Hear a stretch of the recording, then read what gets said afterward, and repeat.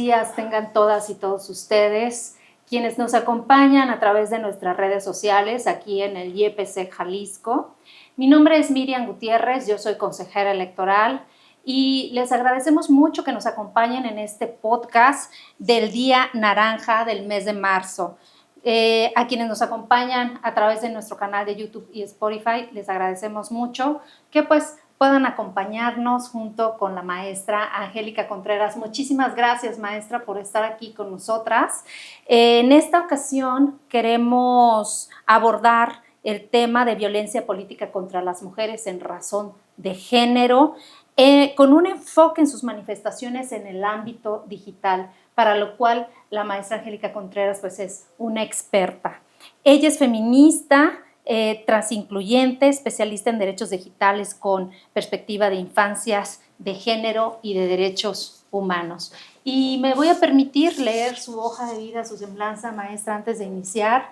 Bueno, pues ella es consultora en temas de comunicación con perspectiva de género, tecnología y derechos digitales. Es integrante de la Asociación Civil Cultivando Género, con sede en Aguascalientes, donde trabaja con temas de acoso y violencia digital en la niñez y adolescencia. Es licenciada en Comunicación e Información por la Universidad Autónoma de Aguascalientes, diplomada en Gobernanza de Internet, organizado por el Centro de Tecnología y Sociedad de la Universidad de San Andrés en Buenos Aires, y diplomada en Privacidad de Datos, Regulación y Gobernanza, organizado por la División de Estudios Jurídicos del Centro de Investigaciones y Docencias Económicas, Centro de Docencia e Investigación Económica, conocido como CIDE. Actualmente estudia el TCU en ciberseguridad en Infotec. Es integrante del Consejo Asesor de Seguridad de TikTok para la TAM, vocera del Movimiento de Mujeres Vivas, Mujeres Libres, es parte del Consejo de Indela en Panamá, integrante del Consejo de Ciudad del municipio de Aguascalientes. Muchísimas gracias, maestra Angie Contreras, por acompañarnos el día de hoy. Al contrario, a usted por la invitación, consejera. Bueno, pues para iniciar con nuestro podcast, quisiera explicar brevemente la dinámica. Bueno, pues vamos a realizar una serie de preguntas a nuestra invitada experta para que nos platique justamente, y con esto voy a iniciar, qué es y cómo se manifiesta la violencia política en razón de género en el ámbito digital y cuáles son como estas formas de perpetrarla y cómo lo vivimos nosotras las mujeres, particularmente aquellas que se dedican al espacio público. Y creo que me encanta iniciar con esa pregunta porque cuando pensamos en las violencias, quiero que pensemos en algo como un poquito más como hollywoodense con los multiversos, ¿no? Pensamos que la violencia que se da, ¿no? Digital es un multiverso paralelo o ajeno, ¿no? Al que estamos ahorita nosotras, ¿no? Y no, cuando hablamos de la violencia digital, es esa misma violencia que se da en los espacios físicos, institucionales, privados, etcétera, pero que ahora se replican en lo digital, en todo lo que tiene que ver con la tecnología. No es un universo paralelo, ¿no? Es también real, es tangible y pasa también de la misma forma que pasa en lo físico. Y creo que esa es una primera, porque luego piensan que nos estamos inventando un nuevo tipo de violencia, que no, es lo mismo, pero ahora está actualizándose. Está yéndose a ocupar estos espacios que tienen que ver con las plataformas. Y cuando hablamos de violencia política, ustedes ya lo han platicado mucho en este espacio, pero hablamos de estas agresiones, pero también de las omisiones que van a generar la vulneración de los derechos político-electorales, principalmente de las mujeres. ¿A partir de qué? De la reproducción de los estereotipos. Si bien puede darse física, emocional, psicológica, también está como estos estereotipos y roles que siguen permeando nuestra sociedad se utilizan para agredir, para minimizar, para vulnerar, para menoscabar. Y ahí agrégale toda la lista de sinónimos, principalmente a las mujeres. Cuando hablamos de la violencia digital, pues es eso mismo, pero ahora haciendo uso de la tecnología. Y es muy importante decir que es tecnología porque es un sitio web, una red social, una plataforma de mensajería, o sea, todas las muchas y muy variadas herramientas digitales que tenemos, ahí también, como se pueden utilizar para educar o para informar, también para generar violencia. Y cuando hablamos de quiénes son o quiénes pasamos por más violencia, los estudios que se han realizado pues nos dicen que si bien son las mujeres, principalmente las mujeres que utilizan estos espacios utilizarlos para expandir su voz. Y las mujeres que están participando en la política, pues utilizan este espacio y, vamos a decirlo así, incomodan. ¿Por qué? Porque justamente con esos estereotipos son quienes vienen a sacudir, vamos a decirlo así, esta esfera, ¿no? De ocupar espacios que se han pensado siempre para ellos y principalmente, si bien toda persona puede pasar por violencia, creo que sí es importante apuntar cómo la violencia digital de tipo, por ejemplo, sexual, es la que más permea a las mujeres. Y ahí tenemos un montón de ejemplos que ahorita podemos irnos a platicarlos, pero justamente cómo al estar queriendo ocupar estos espacios, viene esta idea de que pues te tienes que aguantar. Y creo que aquí entra una reflexión bien importante que tenemos que hacer, porque para las mujeres que están participando en la política, ya sea que buscan ser candidatas o que ya tienen un puesto, la violencia se ve como parte importante o un ingrediente más a la vida política electoral. Es decir, quieres ser candidata, a fuerzas vas a tener violencia. No solamente es pensar en el discurso, en las propuestas, qué vas a hacer de campaña, es como también voy a pasar por violencia. Y esa violencia no solamente las va a afectar a ellas, porque hay quienes van a decidir no participar, pero también cómo está afectando a la ciudadanía que está normalizando que una campaña sin violencia, pues pareciera que no es campaña. Qué interesante, qué interesante. Si me permites decirte, Angie. Sí, por favor, consejera. Sí, también, igual, por favor, dime, Miriam. Cuéntame más,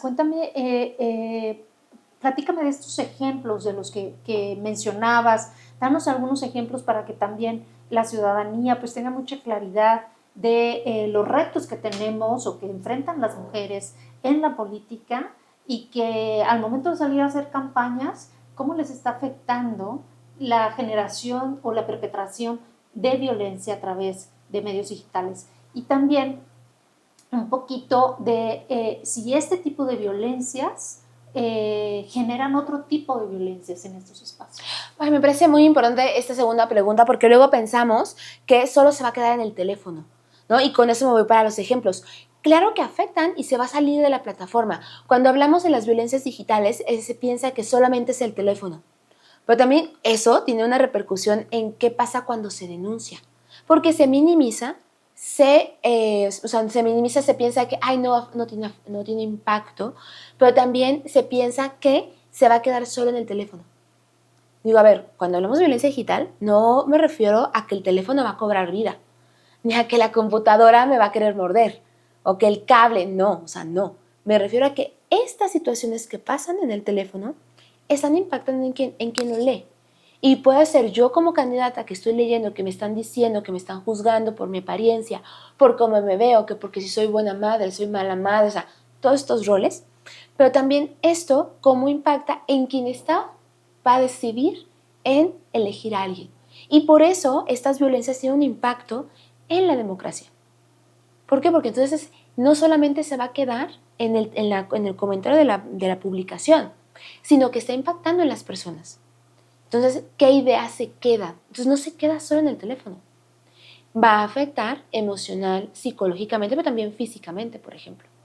Es decir, que estos comentarios salen, ¿no? Entonces tal vez en una publicación le están diciendo que se ve de cierta forma o que le acusan de que, no sé, tenía muchos novios, etc.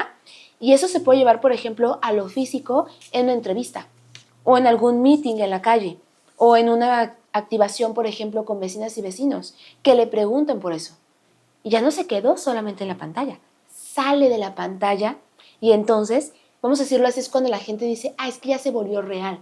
Siempre ha sido real, pero que esté en la pantalla o esté en la calle no deja de ser más o menos real, sino que la forma en la que la vemos va a cambiar diferente. Y esas son algunas de las características que hacen que esta violencia política, pero digital, cobre mayor relevancia por sus propias características como violencia. Y aquí quiero dar algunos ejemplos. Por ejemplo, estas candidatas que se filtra contenido íntimo, que puede ser contenido íntimo que ellas fue creado por ellas, pero que no tenía una intención de ser difundido. Y entonces se busca este contenido para filtrarlo. Que al final estamos hablando de, comúnmente le decimos, hacen un doxing de contenido íntimo, ¿no? Buscar información que es privada, hacerla pública. Y que además con un tema de contenido íntimo, porque hay que también reconocerlo, nuestra sociedad sigue juzgando la sexualidad de las mujeres. O sea, es por qué tú decides o por qué tú haces una cosa u otra, pues entonces se juzga la sexualidad de las mujeres y se castiga la sexualidad de las mujeres. Como decir, es que no hay que hacerlo porque eso sigue siendo pensado como que es malo, cuando me parece que lo malo sería tener a personas que sean corruptas o sean violentas. Eso sí es malo. Que decida tener a 5 parejas, pues es otra cosa, ¿no? No debería ser justamente juzgado. Entonces, se difunde este contenido que además ellas habían decidido que no fuera público y empieza a cuestionarse el se ve de tal forma. Hubo una candidata hace algunos años que ya había posado en fotos en ropa interior. Por ella, porque le gustó, porque se sentía súper sexy, su decisión. Pero no eran fotos públicas. Estas personas buscaron así como, a ver, algo le vamos a encontrar negativo. Y encontraron estas fotos, se empezaron a difundir y fue esto que decimos, que luego esta expresión que se escucha mucho en campañas es rol en el pack de la candidata. Entonces son fotos que son privadas, que no tienen la intención de ser públicas y entonces empieza a haber una afectación. ¿Por qué? Porque es decir, ¿cómo? O sea, en vez de decir, qué guapa se ve, no, es de cómo vamos a permitir que llegue o cómo vamos a votar por alguien que así se ve y es como, se ve sexy, ¿no? No le veo el problema. No, porque justamente pensamos que la sexualidad es algo malo. Y entonces a ellas las castigamos con esa parte sexual. Y no solamente es eso, es hasta la apariencia. ¿Cuántos comentarios luego no estamos leyendo de que si se ve despeinada, que si se ve que subió de peso, que si no se ve lo suficientemente bella dentro de estos cánones de belleza? Entonces, y es no comprender lo que pasa detrás también de una campaña. Entonces, claro que se va a ver sudada, despeinada y no se va a ver con el maquillaje perfecto porque estás recorriendo los espacios. Y eso no solamente las afecta a ellas. Creo que algo muy importante es también cómo afecta a sus seres queridos. Por ejemplo, hijas o hijos. Que luego de las candidatas, por ejemplo, también me tocó otro caso de una candidata que ella sí decía que era madre, pero no publicaba fotos de sus hijas e hijos. O sea, no se le veían las caras. Cuando publicaba fotos era más bien como en la parte de la nuca. Entonces empezaron a buscar fotos de sus hijos y empezaron a publicarlas para decir que sus hijos se veían muy privilegiados porque pues se veían güeritos, ¿no? Entonces, y todos los comentarios que empezó a ver sobre ellas y ellos. Y esto es decir, pues nada más se quedó en redes sociales. Pues no, porque entonces sus compañeras y compañeros de estas niñas y niños, pues también hacían esos comentarios en el salón de clases. Entonces, sí, porque escuchaban en casa que decían, ya viste que fulanita es tu compañera y la mamá que no sé qué. Entonces, ¿y cómo hacen esos comentarios? Y yo creo que hay que hacer aprovechando esto, hacer una diferencia. Cuando hablamos de violencia, la violencia política por razón de género digital, también hablamos de, como ya el INE lo ha teorizado un montón y ya lo tenemos en nuestras normativas, que son estas violencias que reproducen los estereotipos. Cuestionar la corrupción, la violencia de una persona servidora pública, eso no es violencia. Pero cuestionar su apariencia, los estereotipos, los roles, su belleza, su sexualidad y eso, utilizarlo como una forma de minimizar su participación o limitar o prohibir su participación, eso sí es violencia. Magnífico, magnífico. Es muy interesante cómo se nos pueden venir a la mente un sinnúmero de ejemplos, de cuestiones que pasan en el calor de las campañas y que efectivamente son violencia política en razón de género y que son las plataformas digitales las que están promoviendo pues que esta violencia pueda ser más cruda, más dura emocional y psicológicamente para las candidatas. Y frente a ello, compártanos qué pasa con la cultura de la denuncia, si tenemos denuncias, no tenemos denuncias, qué es lo que pasa en realidad ya como en partidos políticos con las autoridades electorales. Creo que algo que me gusta de la materia electoral es que ha ido avanzando poco a poco con el impulso de un montón de mujeres. ¿no? Desde el que las mujeres tengamos el derecho político electoral a participar electoralmente, ser electas, ¿no? Es que la palabra luego votadas me parece que ahí se escucha un poco violenta ya, pero ser electas, ¿no? Ha sido la construcción de muchísimas mujeres. Tanto así que el reconocer la violencia, el nombrar la violencia ha sido importante. Y hoy en día tenemos en las normativas que va desde la ley de acceso, las mismas electorales, que se reconoce la violencia política electoral, pero que además, y me gusta mucho este catálogo que se tienen ya ejemplos muy precisos de qué sí es violencia, y vienen ejemplos del tipo, por ejemplo, sexual, sobre información, difusión de contenido que vengan a minimizar o reproducir estos, más bien reproducir estos roles de género. Entonces, ya tenemos una normativa y no solamente a nivel electoral, a nivel estatal y federal, tenemos ya en la Ley de Acceso de las Mujeres a una Vida Libre de Violencia, en los códigos penales, ya se nombran muchas de estas violencias de tipo digital. Y aquí quiero hacer una precisión. Cuando hablamos de violencia digital, hablamos de las muchas formas en las que se puede dar una violencia. La del tipo sexual es una forma, pero hay otras más, que puede ser fraude, extorsión, acoso, suplantación de identidad, monitoreo, o sea, hay otras formas. No se va a concentrar solo en una. Que la de tipo sexual es una que afecta muchísimo más a las mujeres, esa es otra cosa, ¿no? Pero ya tenemos las normativas que nos lo dicen. El reto que tenemos es cómo pasamos del papel a la acción. Porque ahí es donde nos estamos quedando atrás. Hay muy pocas denuncias. Se invita mucho a la denuncia y no solamente de las candidatas, sino de cualquier ciudadana, pero no acceden a estas denuncias. Y esto también va por varios factores. Primero, porque se sigue pensando que lo digital, eso es un invento, o que se queda en el teléfono. Pero también está esta idea, y que me parece que es muy, como que muy vintage, de creer es que si no traes el puño, no es violencia. O sea, de ahí conceptualizamos la violencia psicológica. Pues sí, el teléfono no me va a pegar, o sea, eso queda claro, creo, ¿no? Entonces, la gente cuando denuncia es eso, ¿cómo que digital? ¿Pero quién te está pegando? ¿El teléfono? No. O sea, ¿cómo esto afecta? Entonces, eso ya es un reto. Segundo, cuando hablamos de lo electoral, se piensa que es parte. Tienes que aguantar, tienes que tirar banda, o sea, porque es a fuerzas, vas a pasar por eso, te toca soportar. Y no. Pero además también está, y me acuerdo mucho de esta frase que se hizo muy popular el año pasado por Giselle Pelicot en Francia, que era de la vergüenza tiene que cambiar de bando. Sobre todo cuando hay un tema sexual. Porque es decir, me da pena. Si yo denuncio, se van a enterar. Y entonces se puede volver viral.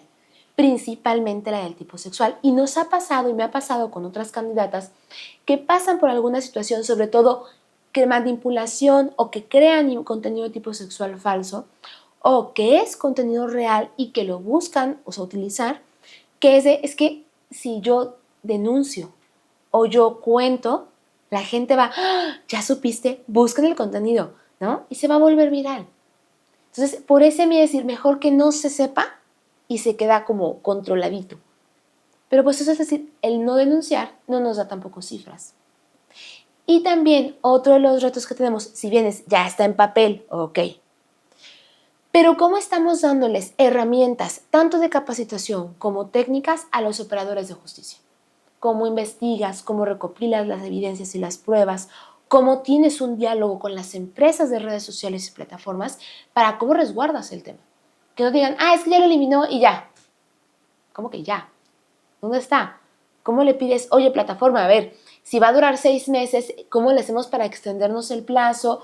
Porque pues acá también el sistema está un poquito lento, ¿no? O sea, ¿cómo lo vamos haciendo? Y ese es otro de los retos que tenemos. Qué interesante, Angie, cuéntanos, frente a estos retos, me gustaría que nos compartieras un poco más, a partir de tu experiencia, cuál es el papel de nosotros como autoridad electoral, de las autoridades jurisdiccionales, para atender y erradicar la violencia política en razón de género en los ámbitos o en las plataformas digitales. Creo que tienen un papel súper importante porque además, y algo que siempre repito, ya parezco disco rayado con esto, pero los institutos electorales tienen un área de oportunidad muy, muy importante que es la educación cívica. Y tenemos que empezar a pensar lo digital como también una forma de educación cívica digital. ¿Cómo le hacemos para tener ciudadanía digital? Y no solamente yo prefiero usar la palabra habilidades. cómo estamos dándoles habilidades a las personas, pero no solo para que tengan una contraseña segura o que creen un perfil de redes sociales que se vea así super fans, no, o sea, cómo estamos identificando qué contenido, por ejemplo, es desinformación, cómo verificamos la información que nos llega, cómo utilizamos esas herramientas para generar una participación ciudadana, considerando nuestro contexto local. Y eso es algo bien importante porque si bien las empresas de redes sociales tienen un trabajo enorme que hacer, las autoridades tienen otro trabajo que hacer, yo lo que creo es que es desde la comunicación y la educación las áreas de oportunidad para tener un uso responsable. Cuando digo responsable me refiero a no violento del uso de la tecnología. ¿Cómo usamos la tecnología que llegó para quedarse? De forma no violenta para apostarle al cómo así construimos ciudadanía. Eso de entrada, y es algo que el instituto puede hacer de forma maravillosa, que lo puede hacer además desde con las niñas y niños en las edades de kinder hasta con otros espacios, ¿no? Sindicatos, colegios, etc. Eso por un lado. Segundo, creo que tenemos que pensar lo digital como algo que tiene que ser participativo y colectivo. No solamente quien reforma las leyes, sino cómo nos sentamos con la parte técnica, o sea, entendamos cómo funciona un algoritmo, entendamos cómo se construyen las máquinas para saber cómo sí y qué necesitamos hacer. Necesitamos sentarnos con la parte técnica, con la sociedad civil, con la academia, todas estas áreas para encontrar, a ver, ¿tú qué necesitas? Ok, ¿qué podemos hacer? ¿Tú qué necesitas hacer? Ok, ¿qué puedo hacer por acá? Para hacer como un trabajo más como colectivo de estas problemáticas. Porque si no, tendremos reformas que no están impactando porque no se está entendiendo cómo funciona lo digital. O sea, cómo funcionan los cables, cómo funciona la programación. Pues necesitamos también cambiar eso para realmente estar repercutiendo. Y hay una parte de también que luego creo que obviamos, pero es también cómo los partidos políticos están entendiendo una forma no violenta de hacer campañas. Porque no es solamente que vayan a vulnerar o violentar a mi candidata, es también yo como partido, cómo estoy acompañando a las candidatas, o sea, no es como de, ahí te vas a hacer la campaña y ya, no. Como partido y que representa a mi partido, los partidos están obligados en acompañarlas en todos los procesos, respaldarlas, tirar barros si se requiere, porque las dejan solas. Y también dejemos de pensar en campañas violentas. ¿Por qué esta idea también de luego, no quiero que la violenten, pero ya tengo a todo mi operativo político haciendo una campaña donde estoy diciendo que la candidata se ve mal, ¿no? O sea, eso también, o sea, no quieres que te hagan, pero tú sí haces, a ver, o sea, muy chida la fórmula. Porque también en estos momentos de tantas polarización y crisis social que tenemos, creo que empezar a apostar por campañas no violentas también debería ser una exigencia a los partidos políticos. Porque además, en lo digital, usando el anonimato y todas estas plataformas y herramientas, pues es más fácil, lamentablemente, crear campañas negativas. Fíjate, Angie, que ahorita que nos estás compartiendo esto, me viene a la mente lo que platicábamos justo en nuestro panel respecto de los valores de la democracia y cómo incrustar los valores en los espacios de campaña para que las mujeres puedan y tengan posibilidades de salir y ser menos violentadas, ¿no? Y cuéntanos un poco más. Además de estas herramientas jurídicas e institucionales y del trabajo colectivo, ¿consideras que tuviéramos alguna herramienta adicional que nosotros pudiéramos utilizar ya en lo individual como para combatir la violencia en razón de género en estos espacios digitales? Sí, creo que ese es un área de oportunidad muy importante, porque no estamos denunciando. O sea, no estamos denunciando y mientras también estas otras partes del sistema no hagan más accesible las denuncias, pues no van a denunciar. Y no podemos dejar a las candidatas solas. ¿Qué podemos hacer? Yo creo que aquí el apoyo de las redes con otras mujeres siempre van a salvar, ¿no? Literal. Y cómo respaldamos y cómo apoyamos a las candidatas en otros espacios. Y en lo digital tenemos otras alternativas. Por ejemplo, la mayoría o al menos las más populares de las redes sociales y plataformas tienen un área de reporte y de bloqueo. Utilizarlo y apelar. Si ya me dijeron que no, no. A ver, revísalo. apelemos a eso. Y ahí entra la importancia de tener un diálogo con estas empresas. A ver, ¿cómo se le puede hacer? Las más populares en tiempos electorales, de hecho, habilitan, ¿no?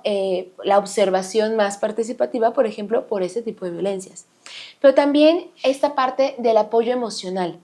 No solamente dejarlo en reporta, bloquea, denuncia y ya, sino que como estamos hablando de violencia que se vuelve muy íntima, porque es yo con el teléfono contra el mundo prácticamente, ¿cómo estamos? Y además, que sobre todo, y eso sí, no quiero generar falsas expectativas, pero luego las plataformas tardan hasta 72 horas en atender un reporte. ¿Qué va a pasar en 72 horas? Se me va el mundo, literal, se me va la vida del nervio.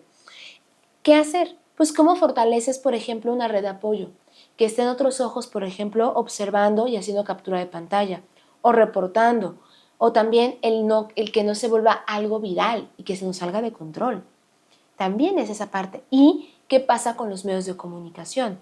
Por cómo hablar de, no estamos coartando la libertad de expresión, pero sí diciendo, a ver, cómo apoyamos o cómo desde los medios pueden apoyar a no viralizar violencia. Y no solamente violencia, desinformación, o algo que se saca de contexto, una foto manipulada, o un video que esté sacado de contexto, cortado solamente unos segundos y no toda la entrevista, por ejemplo. Entonces es pensar en que hay otras áreas que pueden ayudar en que tal vez no vas a querer presentar una denuncia. Y está bien porque nos toca respetar sus procesos de cada una. Pero hay otras, que puede ser tener una persona psicóloga, que es esta parte de la red de apoyo como partido, pero también otra como de aliadas, mujeres políticas que saben a lo que se enfrentan y van a estar ahí para platicar contigo, escucharte, comer un helado si quieres, pero que van a estar ahí apoyándote. La parte de las empresas que se vuelve importante, pero también cómo la fortalecemos a ella. Es decir, si yo, ya hice todo, pero pues sigo poniéndome nerviosa cada que veo mi teléfono por las notificaciones. ¿Qué puedo hacer también? ¿No? Y creo que, y algo que puede sonar como muy básico, pero hablemos del tema. Que no nos dé pena. ¿Cuántas candidatas, cuántas mujeres que fueron candidatas, estoy segurísima que pasaron por violencia digital de cualquier tipo y no lo contaron por vergüenza? Porque creyeron que las iban a cuestionar, que no les iban a creer, que las iban a juzgar. Eso también ayuda. Hablemos. Pasar por violencia no es normal, no es sano y no es lo que quisiéramos que pasen todas. Entonces, irlo hablando sin este estigma de violencia también es una forma en la que otras se vayan acercando. Muchísimas gracias por todas tus ideas y reflexiones. Fíjate que me quedo pensando y repensando en este derecho a la intimidad, derecho a la privacidad, estos derechos que son de todas y de todos, pero que se ven justamente transgredidos a partir de intereses públicos, políticos, ¿no? Cuando lo privado se vuelve público y daña psicológicamente, y daña a tu familia, y daña a tu personalidad. Es ahí cuando las instituciones como el YPC Jalisco, como los tribunales electorales, pues necesitan dotar de herramientas pues a todas las candidatas y quiero abonar diciendo que pues en el Instituto Electoral tenemos un micrositio donde la ciudadanía puede acceder a nuestra página del instituto www.ypcjalisco.org.mx. Ahí tenemos un espacio dedicado a la igualdad de género y no discriminación y ahí ustedes podrán encontrar muchísimo material sobre este y otros muchos temas, incluyendo algunos formatos para que ustedes puedan presentar las denuncias y de alguna manera transitar, Angie, a esta cultura de la denuncia y a este acercamiento a las instituciones para que podamos acompañar y generar las condiciones para que las candidatas puedan tener una campaña más, pues, con cero violencia, ¿no? Quisiera, maestra, que nos compartieras, a lo mejor a modo de conclusión, un poco más sobre qué se está haciendo desde los espacios como el tuyo, desde la sociedad civil, cómo podemos acercarnos, digamos, si una candidata de cualquiera de nuestros municipios de Jalisco nos está escuchando, nos está viendo, a dónde pudiera acudir, algunas páginas a donde pudiera acudir para obtener más información sobre este tema? Claro que sí, aquí en el Bajío además hay varias organizaciones que están trabajando el tema. Por ejemplo, aquí en Jalisco están las compañeras de la organización Paz o Te Protejo MX, que principalmente trabajan el tema de infancias y adolescencias, pero que es una página maravillosa que tienen muchísima información y pueden consultarlas. A nivel nacional tenemos la página de las compañeras de luchadoras, que además tiene un informe específico sobre el tema de violencia política. Ya es un poco, ahora sí que vintage, pero como fuente de consulta funciona maravilloso. Y corte comercial, dentro de poquitas semanas, un par de semanas, vamos a estar presentando, de hecho, con las compañeras de luchadoras, un informe actual crítico sobre la violencia digital de tipo sexual, entonces va a estar muy interesante. Estamos también, por ejemplo, desde Cultivando Género, que es una organización en la que yo estoy, que también tenemos una línea de acompañamiento, o sea, nos pueden escribir y podemos brindarles información, asesoría, y eso mismo pasa con las compañeras de luchadoras, que también reciben información, acompañan, brindando información, orientación y contención, que eso se vuelve muy importante para que sientan que no están solas navegando. ¿Qué se puede hacer? ¿Cómo podemos acercarnos?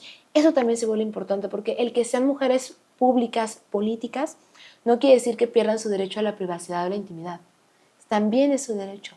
Así como el de disfrutar su sexualidad, también es su derecho. Pero también es cómo podemos justamente acompañarlas. Entonces, ahí van a encontrar diferentes páginas. También, si quieren consultar más información, podemos recomendarles otras páginas que, y no solamente de México, también en toda la región se está generando contenido muy importante sobre el tema, que invita justamente a esta reflexión, es decir, lo virtual también afecta, ¿no? Y también, pero no solamente afecta, también tenemos derecho a acceder y a navegar de forma segura. Y eso es un derecho de todas, sin importar si tienes un puesto o no tienes un puesto. Muy bien, maestra, muchísimas gracias por acompañarnos. Te comparto, nuestro podcast es un podcast que hacemos cada 25 de cada mes y el día de hoy, bueno, 25 de marzo nos engalanas con tu presencia para reflexionar sobre este y otros temas. Muchas gracias.